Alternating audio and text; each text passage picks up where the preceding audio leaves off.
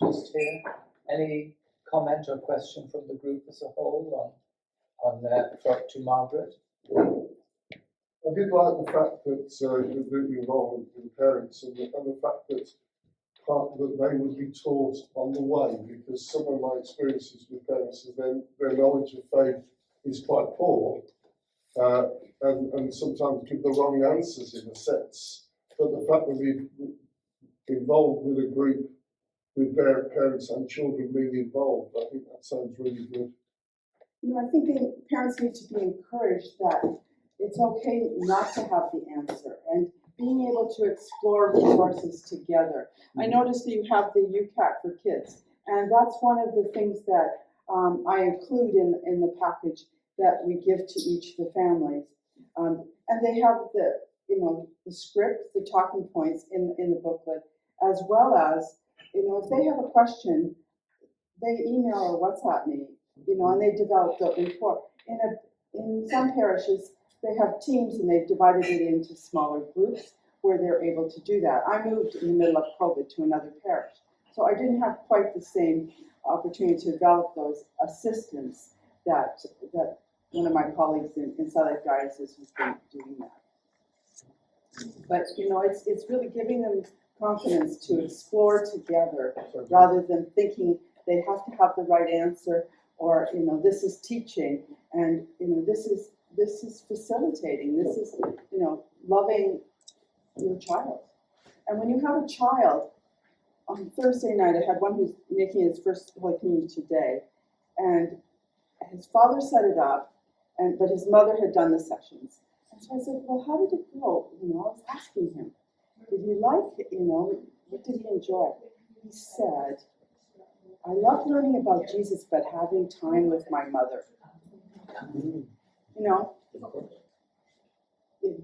So that's what we're trying to encourage too, is the family dynamic. Group at the front here. Any question or comment? Well, I think Margaret's talk, that's the big thing that I take away from today. It's all interesting, but that's the biggest challenge for what Josie and I do, is how to involve parents and take them with us, because they do tend to think, get the kids off, you'll do it for me. And we know the parents that will have dialogue with their children because they take a folder home where we put in their work, and we know the ones that won't. But it's not fair that some of them are missing out because they have parents that won't, and we have to encourage parents to be involved. Well, when you stop actually having those children's sessions, they realize, and if you do that in a loving way, that you are with them every step of the way, a lot of them will step up. It depends on the relationship you build with them, obviously, but I'm kind of convinced that they're not going to have a conversation at home if they think you've taken care of it in the parish, and so there has to be either a parent and child session, or you have to have an additional. One of my friends actually uses my program, but also has added the Sycamore program to it. So she has parent sessions on Zoom once a month as a way to build the community over the past COVID, and they're planning to continue it. And so she has scheduled 6, and at the end of it, they wanted to continue, because if you're familiar with Sycamore, it has 20, and they wanted to do more. So they were enjoying their hour together.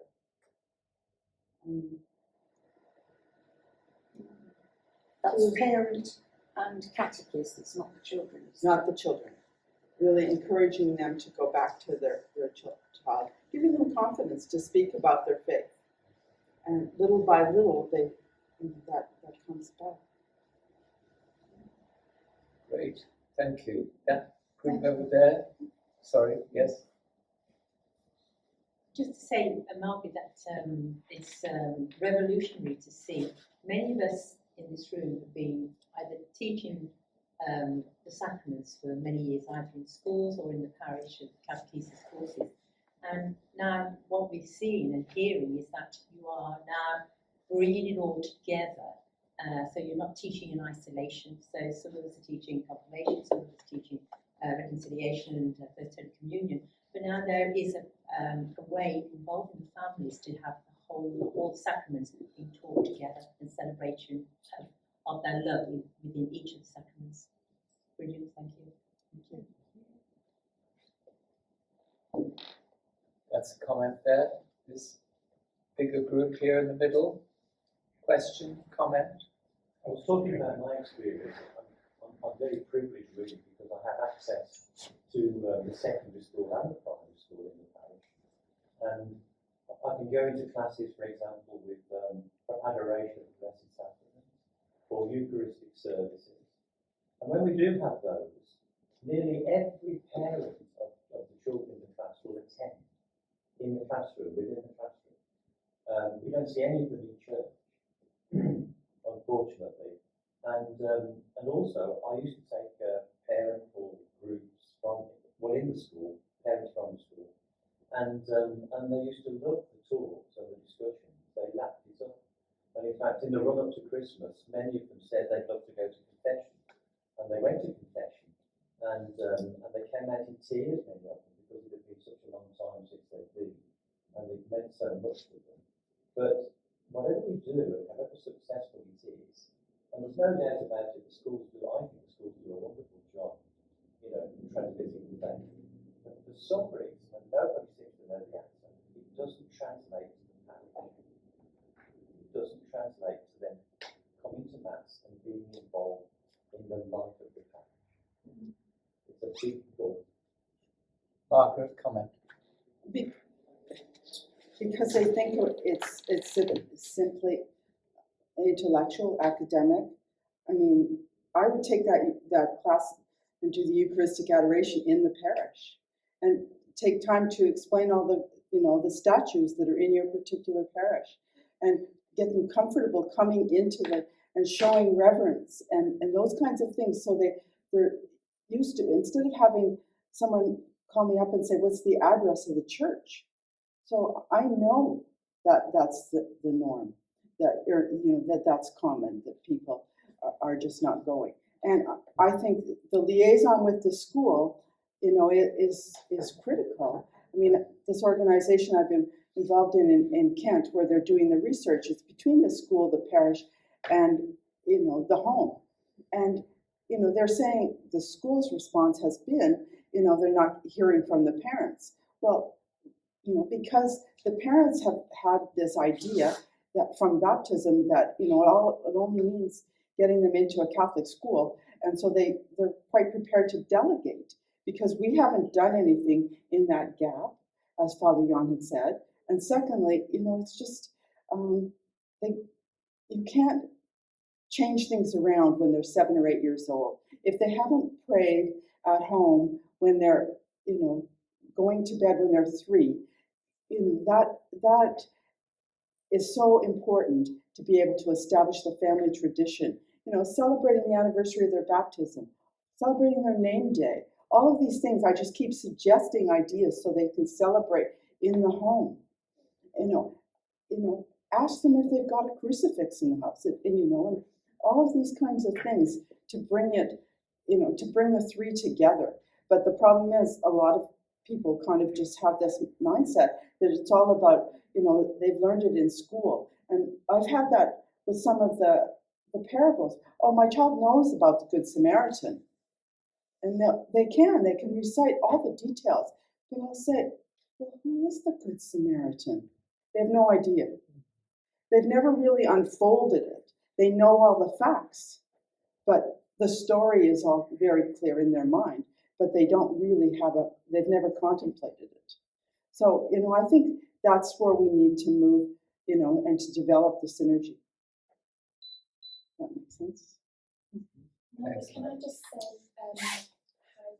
how encouraging and inspiring your talk was? Thank you very We much. agreed on that table. 2 things we wanted to ask. One was, in terms of taking it further from there, and obviously you've made it very clear it has to start from the very grassroots, and that's the key. Do you do books or advice or to do with actually young people and teenagers, and actually what goes on beyond the primary years? What do you do there? I have done confirmation and have tried to involve the parents, and it's a mega struggle because they're just anxious to, they're keen to drop off. They've had the practice of dropping off in the Barbara, first can I just session. mention, in Westminster, it's a different age. I think you know this. It's about 15, isn't it? Yeah. We had it in primary school here, so it's important you know that background. Here, it's about 10 or 11. Sorry, just saying. So, it's something to think about. I'm working with a publisher, and we're starting at baptism to write some new resources. And, obviously, a family-related confirmation program will be down the road, but it's something I would certainly love to think about more.